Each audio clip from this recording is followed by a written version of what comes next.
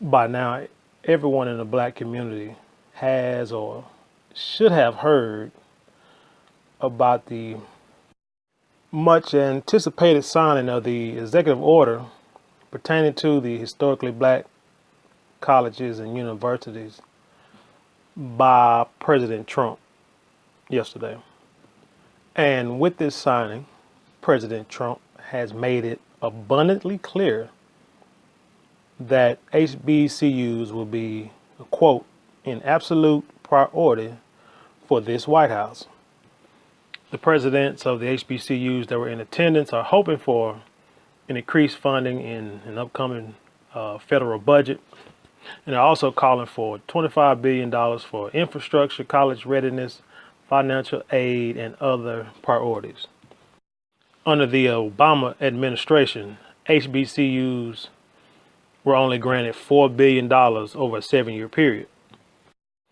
President Trump's order moves the initiative on HBCUs from the Department of Education into the executive office of the White House, which basically eliminates a couple of levels in the chain of command and speeds up the process when attempting to get issues heard by the president in a timely manner. The order also directs the initiative in order to work with the private sector to strengthen fiscal stability in HBCUs, to create major improvement in the infrastructure, to create job opportunities, and also work with grade schools or secondary schools in order to create a college pipeline and increase access and opportunity for federal grants and government contracts. Now, on the surface, President Trump's executive order has the potential to regain a level of respectability amongst the black community that it probably hasn't seen in a long time. Over 75% of all HBCUs statistically are in the red financially, and the student population, the overall student population in the nation has decreased in HBCUs from 18% in 1976 to 8% in 2014. So I can understand why everyone is happy about the signing of this order.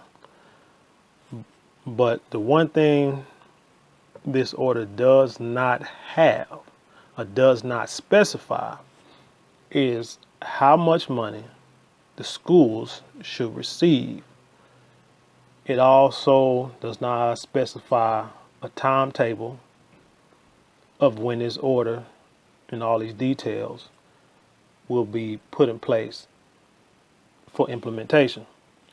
So the question is, what exactly did President Trump's order do for the historically black colleges and universities on Tuesday?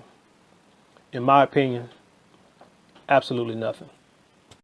The signage of this order puts us in the same position that we were in before the order was signed, and that is in a state of wait and see. I liken it to taking your car to a mechanic and it is in the shop for days or even over a week or two, and you keep calling, checking on the status, and it's never fixed. They are always waiting on a part, and the head mechanic tells you, I'm gonna get my best man on it, or I got my best man on it.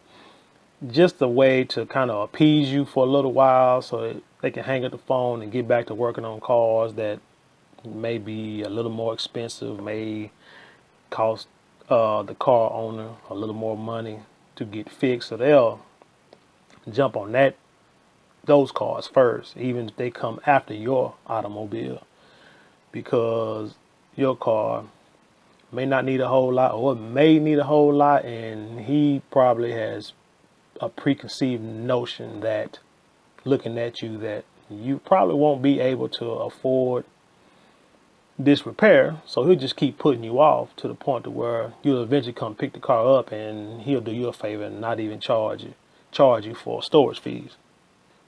But anyway, I personally feel that this is just another band-aid put on HBCU problems, or another black problem, by another one of the presidents of the United States. Because this is not the first time that the White House has created an initiative for HBCUs. As a matter of fact, Reagan created one in 1981. H.W. Bush also created one called the Presidential Advisory Board on HBCUs in 1989. His son, George W. Bush, transferred that board to the Department of Education in 2002, I believe 2003. So HBCU presidents have brought the issues of the declining level of funding given to HBCUs, the declining enrollment rate of these schools, and also just the deterioration of buildings, period, to the presidents. And nothing has been done over the past nearly 40 years, 35, 40 years.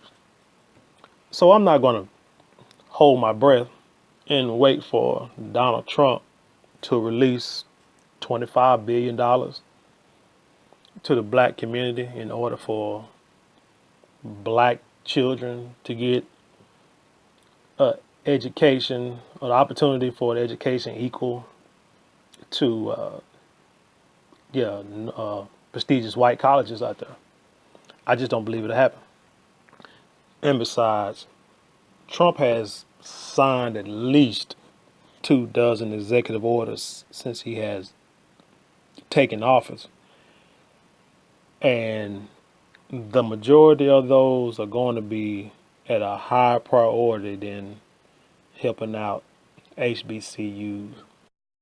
And at the top of his list will be the travel ban, which was actually implemented immediately the day he signed it, but blocked by federal judges.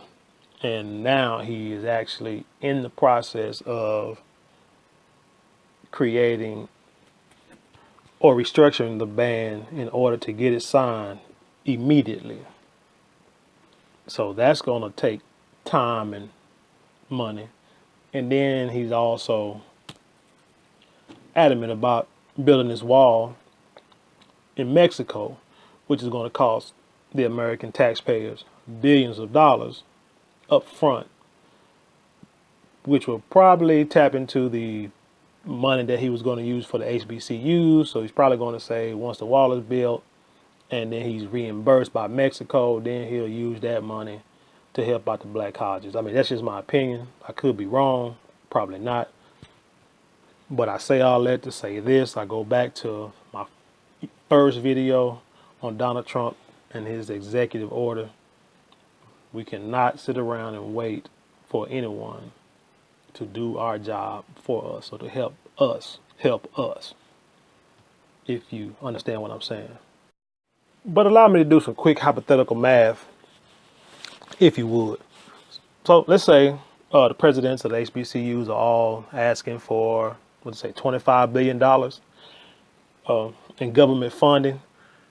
Now, hypothetically, let's say 2010, the black population in America was at 37,685,848 people.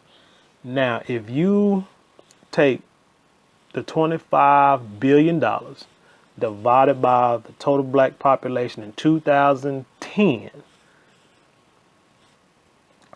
each person, that's just each person, man, woman, and child in the black community, that would give $82 per year over an 8-year period. Now I'm just going to go off the top of my head. You take out all the children, you take out the homeless, the prison population, and just include every black person that has a job. I would estimate if every black person would give $10 a month, $12 a month to an HBCU of your choice over an 8-year period, there is no reason why. And I'm saying at least $10 a month, because I know a lot of us, we are struggling, so it may be a little hard, but we're talking about a month, not a week. There is no reason why HBCUs could not come up with $25 billion over an 8-year period. No reason at all. And no, it won't be an overnight fix, but it's a lot better than buying these wolf tickets that we've been sold since the inception of this country, or since the end of the Civil War, Emancipation Proclamation, Civil Rights Act, whatever. I mean, wherever you want to start, that we've all believed that the government was going to do right by our people. Remember that small things add up to make a big difference in life. Think about your relationships. When people break up or get a divorce, one person always says it was something that was small, but it just kept adding up to the point that that person just couldn't take it any longer. Or when people fall in love, they say it was the little things like the I love yous and the roses and the little text messages or little things like that, the pulling out of the chair, things like that, which allowed a person to build up an unconditional love for the other person. So, like I say, we just start with small things and it will build to become great things. Well, that is all I have for today. Please subscribe, like, comment, and definitely share this video and this page with everyone. Get the message out.